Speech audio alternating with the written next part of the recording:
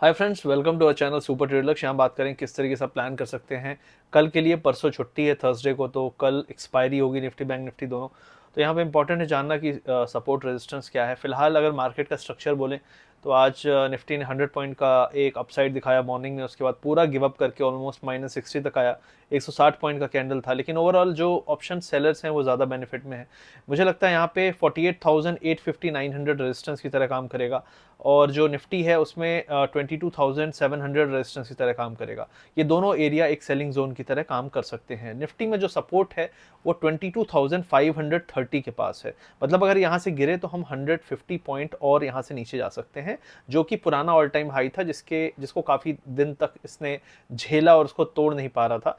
तो वो एक तरह से रेजिस्टेंस की तरह काम करेगा 22,530, जो सपोर्ट की तरह काम करेगा, सॉरी, जो रेजिस्टेंस बना हुआ था पहले। और उसके बाद बात करें तो बैंक निफ्टी में 48,450 सपोर्ट है, और 450 के बाद 48,100 150 सपोर्ट है।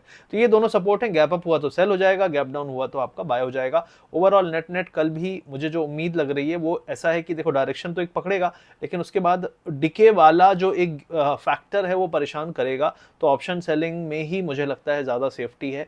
फिलहाल विक्स बहुत कम है, तो यहाँ पे फालतू में पैसे गंवाने से अच्छा है सिर्फ दो ही जगह पैसे बनेंगे ऑप्शन बाइंग में। एक है रेजिस्टेंस और दूसरा है सपोर्ट। अगर आप रेजिस्टेंस का वेट कर लेते हैं, प्राइस एक्शन 15-20 मिनट 30 मिनट इंतजार कर लेते हैं, और वहां पे आप कॉल या पुट मतलब रेजिस्टेंस पे पुट और सपोर्ट पे कॉल लेते हैं, तभी आप ऑप्शन बाइंग में पैसा बना सकते हो। दूसरी जो मेरी ट्रिक है, जो मैं नॉर्मली इस समय यूज कर रहा हूं, वो ये है, छोटे प्रीमियम से बिल्कुल ना डील करें। कोशिश करें 150 तक का प्रीमियम आपका हो मिनिमम बैंक निफ्टी में, क्योंकि विक्स कम है तो 150 छोटा नहीं है। 250 है तो और अच्छी बात है, और निफ्टी में 100 रुपीज से ऊपर का प्रीमियम हो। तो ये दो चीजें आपको मिनिमम ध्यान रखनी है। कॉशन, अगले कुछ दिनों के लिए रेजिस्टेंस और सपोर्ट पे ही ऑप्शन बाइंग करें।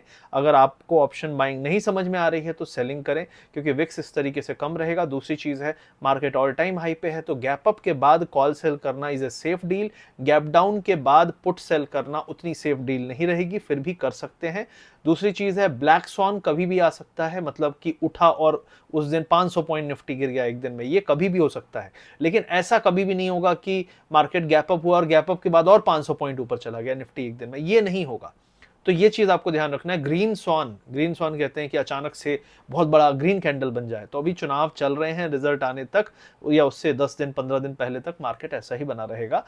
और जो रेड कैंडल कभी भी आ सकते हैं, क्योंकि मार्केट प्रॉफिट बुकिंग करना चाहे तो भी गिर सकता है, और अगर कोई बैड न्यूज को एंटिसिपेट करेगा तो भी गिर सकता है। तो ये दो सिनेरियो कभी भी मार्केट को गिरा सकते हैं बड़े लेवल पे, लेकिन बहुत बड़ा उठाने के लिए आपको पहले गिराना पड़ेगा, क्योंकि मार्केट ऑलरेडी चल चुका है, थोड़ा सा ऊपर है। और दूसरी चीज है, रिजल्ट सीजन है, तो रिजल्ट्स भी आने वाले हैं। आईटी के रिजल्ट शुरू होंगे, और उसके बाद एचडीएफसी बैंक का रिजल्ट 20 तारीख को है, जहां से बड़ा मूवमेंट शुरू होगा। चुनाव भी 20 तारीख 19 तारीख से हैं, तो ये दोनों चीजें कोइंसाइड करेंगी। तो मेनली जो बड़ा मूवमेंट है वो 18-19 के बाद होगा। तब तक ऑप्शन बाइंग में थोड़ा सा रेजिस्टेंस और सपोर्ट पे ही करें, और फोकस करें ऑप्शन सेलिंग की। अगर आप कम कैपिटल है तो भी कर सकते हैं।